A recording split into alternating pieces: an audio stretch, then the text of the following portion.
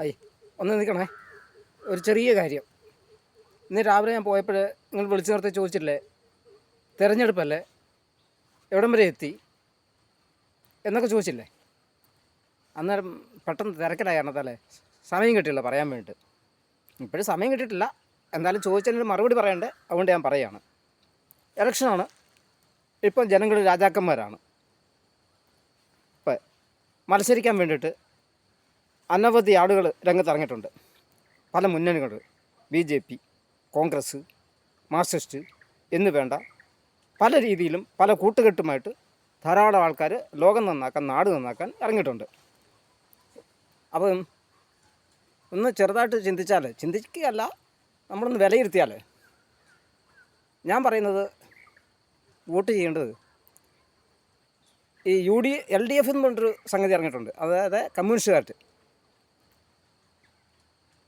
അവർ ചെയ്തു വച്ചിരിക്കുന്ന വിനകൾ, കെടുതികൾ, എന്തെല്ലാം കെടുതികളാണ് ചെയ്തു വച്ചിരിക്കുന്നത്. പണ്ട് 1957 കേരളം രൂപീകരിച്ച് ലോകത്തിൽ ആദ്യമായിട്ട് തെരഞ്ഞെടുപ്പിൽ കൂടെ കമ്മ്യൂണിസ്റ്റ് പാർട്ടി അധികാരത്തിൽ വന്നു. അന്നേരം ഒരു നിയമം ഉണ്ടാക്കി, ഒരു ബില്ലുണ്ടാക്കി, ഭൂപരിഷ്കരണ നിയമം. അപ്പോൾ അത് കാരണത്താൽ ആ ഭൂപരിഷ്കരണ നിയമം അതുവരെ ഭൂമിയില്ല, കയറി കിടക്കാൻ ഇടയുമില്ല. അന്നേരം കയറി കിടക്കാൻ വീട് കിട്ടേണ്ട അവസ്ഥയിലേക്ക് വന്നു. അപ്പോൾ അതൊരു വൃത്തികെട്ട കാര്യമല്ലേ. അന്ന് ഞങ്ങൾ ഈ കോൺഗ്രസ്സുകാർ അല്ലെങ്കിൽ ഈ പറയുന്ന UDFകാർ എന്ന് പറയുന്ന ചില വിഭാഗങ്ങൾ വിമോചന സമരമുണ്ടാക്കി. ആ വിമോചന സമരമുണ്ടാക്കി ആ ഗവൺമെൻറ്റിനെ പിരിച്ചു വിട്ടു. എന്തു ചെയ്യാം, പിരിഞ്ഞുപോയി. അത് കഴിഞ്ഞിട്ട് ഒരു 10 വർഷം കഴിഞ്ഞിട്ടാണ് അവർ അധികാരത്തിൽ വന്നത്. അന്നേരം ഭൂപരിഷ്കരണ നിയമം വീണ്ടും കൊണ്ടുവന്നു. ഭൂപരിഷ്കരണ നിയമമല്ല, വിദ്യാഭ്യാസ ബില്ലും. അപ്പോൾ ഈ 2 ബില്ല് അവർ കൊണ്ടുവന്നു. ഇത് രണ്ടും കൊണ്ടുവന്ന കാരണത്താൽ എന്തെല്ലാം കെടുതികളാണ് പറ്റിയത്. 5 സെൻറ്റ് ഭൂമി മേടിക്കാം, കരമടയ്ക്കാം, അതിനകത്ത് വീട് വെക്കാം.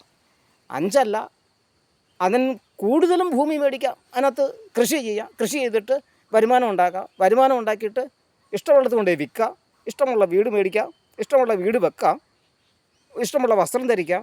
എന്തെല്ലാം കാര്യങ്ങളാണ് ചെയ്യാൻ പറ്റിയത്. അതിന് നല്ല കാര്യമാണോ? ഭൂമി കൊടുക്കാതിരുന്നെങ്കിൽ ഇതുമല്ല സംഭവിക്കുമായിരുന്നോ? സ്കൂളിൽ പോകുമായിരുന്നോ? വിദ്യാഭ്യാസം കിട്ടുമായിരുന്നോ? ഇതൊന്നും കിട്ടുകയില്ലല്ലോ. അപ്പോൾ അത് ചെയ്ത് വെച്ചാൽ വൃത്തികെട്ട പരിപാടിയല്ലേ. അപ്പം ആ ഭൂമി കിട്ടി 67 എല്ലാവരും വളച്ചു വെച്ച് അല്ലെങ്കിൽ നികുതി അടച്ച് 2 ഏക്കർ 3 ഏക്കർ 10 ഏക്കർ വരെയും ആക്കി. വല്ലവൻ്റെയും തേങ്ങാക്കൂട്ടിലും അവിടെ എവിടെയായിട്ട് അന്തി ഉറങ്ങിയിരുന്ന ചില ആൾക്കാരുണ്ട്. അവർക്ക് 10 സെൻറ്റ് ഭൂമി കൊടുക്കണമെന്ന് പറഞ്ഞു. അതിൻ്റെ വല്ല ആവശ്യം ഉണ്ടായിരുന്നോ? ഇവന്മാരെല്ലാം അവിടെ കിടക്കില്ലായിരുന്നോ? അന്ന് വിമോചന സമരം എന്ന് പറയുന്ന ആ സമരം ഉണ്ടാക്കിയിട്ട് ഞങ്ങൾ കോൺഗ്രസ്സുകാർ അത് ഡിസ്മിസ് ചെയ്യിച്ചു. അത് ഡിസ്മിസ് ചെയ്യിക്കാതിരിക്കുമായിരുന്നെങ്കിൽ ഈ പറഞ്ഞ പുരോഗതി ഉണ്ടാകുമായിരുന്നോ? കൃഷി ചെയ്തു, ആദായമെടുത്തു, വീട് വെച്ചു, വരുമാനമുണ്ടാക്കി, പിള്ളേരെ പഠിപ്പിച്ചു. അപ്പം നാട്ടിൽ വികസനങ്ങൾ ധാരാളം വന്നു. ഇപ്പം നമുക്ക് പഴയ പോലെ ഒന്നും അല്ല, എല്ലാവരും വലിയ വലിയ ആൾക്കാരായി. ഇതിൻ്റെ വല്ല ആവശ്യം ഉണ്ടായിരുന്നോ? ആ ഭൂപരിഷ്കരണ നിയമം കൊണ്ടുവരേണ്ട ആവശ്യം ഉണ്ടായിരുന്നോ? അപ്പോൾ അതുകൊണ്ട് ഈ കമ്മ്യൂണിസ്റ്റുകാർ ചെയ്യുന്ന മുഴുവൻ ഇങ്ങനത്തെ കാര്യങ്ങളാണ് ചെയ്യുന്നത്. അപ്പം 80 നായനാരെന്നും പറഞ്ഞുകൊണ്ട് ഒരാൾ ഭരിക്കാൻ കയറി. അന്നേരം ചെയ്തു വെച്ചാൽ 45 രൂപ കർഷക തൊഴിലാളിക്ക് പെൻഷനാണെന്ന് കൊണ്ട് കൊടുത്തു. അന്നേരം ഞങ്ങൾ പറഞ്ഞു, അയ്യോ ഇത് പ്രത്യുൽപാദനപരമല്ല. അങ്ങ് കേന്ദ്രത്തിലിരുന്ന ഇന്ദിരാഗാന്ധി എന്ന് പറഞ്ഞ ഞങ്ങളുടെ വലിയ നേതാവുണ്ടായിരുന്നു. ആ നേതാവ് പറഞ്ഞതാണ്, ഇത് പ്രത്യുൽപാദനപരമല്ല. അത് ഈ തൊണ്ടനും തൊണ്ടിക്കും വയസ്സിനും വയസ്സിക്കും ഒക്കെ ഇത് കൊടുത്താൽ തിരിച്ചു വരില്ല. അത് മാത്രമല്ല, അന്ന് കോൺഗ്രസിൻ്റെ നേതാവ് കരുണാകരൻ അന്ന് അധികാരമില്ല. അന്ന് പറഞ്ഞ ഞങ്ങൾ അധികാരത്തിൽ വന്നാൽ ഇത് നിർത്തലാക്കും, അത് മാത്രമല്ല ഞങ്ങൾ തിരിച്ചു പിടിക്കുകയും ചെയ്യും എന്ന് പറഞ്ഞു. അപ്പോൾ അങ്ങനെ ഉണ്ടാക്കിയ പെൻഷൻ പദ്ധതി ഞങ്ങൾ നിർത്തൽ ചെയ്യുകയും അത് കൊടുക്കാതിരിക്കുകയും ചെയ്തു. പക്ഷേ തൊഴിലാളികൾ സമ്മതിക്കുമോ? അവർ സമരം ചെയ്തു, എല്ലായിടത്തും സമരം ചെയ്തിട്ട് അത് പുനഃസ്ഥാപിച്ചു 45 രൂപ. അപ്പോൾ ഇപ്പം പറയുകയാണ് ഞങ്ങളാണ് ഈ പെൻഷൻ പദ്ധതി കൊണ്ടുവന്നത് എന്നാൽ ആർ ശങ്കരൻ ഒരാളാണ് കൊണ്ടുവന്നത്. ഈ 45 രൂപ നായനാർ മുഖ്യമന്ത്രി ആയിരുന്ന കാലഘട്ടത്തിൽ കൊണ്ടുവന്നതാണ് ഈ 45 രൂപ. അതായത് 10-60 വർഷക്കാലം മറ്റുള്ളവൻ്റെ പാടത്തും പറമ്പിലും പണിയെടുത്ത് നടുവൊടിഞ്ഞ് തളർന്ന് അവശനായി കിടക്കുന്നവൻ ഒരു നേരത്തെ എണ്ണ മേടിച്ച് അല്ലെ കുഴമ്പ് മേടിച്ച് നടുവത്ത് തൂത്തിട്ടൊന്ന് വേദന മാറ്റി കിടന്നോട്ടെ എന്ന് വിചാരിച്ച് 45 രൂപ കൊടുത്തപ്പോൾ പറയണ ഇത് പ്രത്യുൽപാദനപരമല്ല, ഞങ്ങൾ നിർത്തൽ ചെയ്യുമെന്ന്. ഇപ്പം പുതിയ ഇലക്ഷൻ വന്നപ്പോൾ പറയാമെന്ന് ഞങ്ങൾ 3000 കൊടുക്കുന്നത്. എന്തൊരു വിരോധാഭാസം! ഉള്ള പെൻഷൻ കൊടുക്കുകയില്ലെന്ന് പറഞ്ഞവനാണ് ഞങ്ങൾ 3000 കൊടുക്കുമെന്ന് പറയുന്നത്. ഇതൊക്കെ വിരോധാഭാസമല്ലേ? പിന്നെ ഇനിയുമുണ്ട് കാര്യങ്ങളും അനവധി പറയാനുണ്ട്. പണ്ട് ഈ ജനകീയ ആസൂത്രണം എന്നും പറഞ്ഞിട്ട് പരിപാടി ഉണ്ടായിരുന്നു. അതെല്ലാവർക്കും അറിയാമായിരിക്കും. അന്നേരം ഞങ്ങൾ കൊണ്ടുവന്നില്ലേ വികേന്ദ്രീകൃത ആസൂത്രണം. അത് മാത്രമോ, മാവേലി സ്റ്റോർ കൊണ്ടുവന്നു. ഞങ്ങൾ കൊണ്ടുവന്നില്ലേ വാമന സ്റ്റോർ. എന്തിനു വേണ്ടിയിട്ടാ? ആർക്ക് വേണ്ടിയിട്ടാ? വാമനും മഹാബലിയും. ഇതിലാരാണ് ലോകത്തിന് വേണ്ടി ചെയ്തിട്ടുള്ളത്? വാമനനോ മഹാബലിയോ? ഇത് ആർക്ക് വേണ്ടിയിട്ടാണ് ചെയ്തത്? അങ്ങനെ പറഞ്ഞാൽ തീരാത്ത അത്തരം കാര്യങ്ങളാണ് ഈ കമ്മ്യൂണിസ്റ്റുകാർ ചോദിച്ചിരിക്കുന്നത്. ഇപ്പോൾ പിള്ളേർ പഠിച്ചു, അവർ പഠിച്ചിട്ട് നാട്ടിൽ ജോലി കിട്ടി. നാട്ടിൽ ജോലി കിട്ടായപ്പം അവരപ്പുറത്ത് പോയി.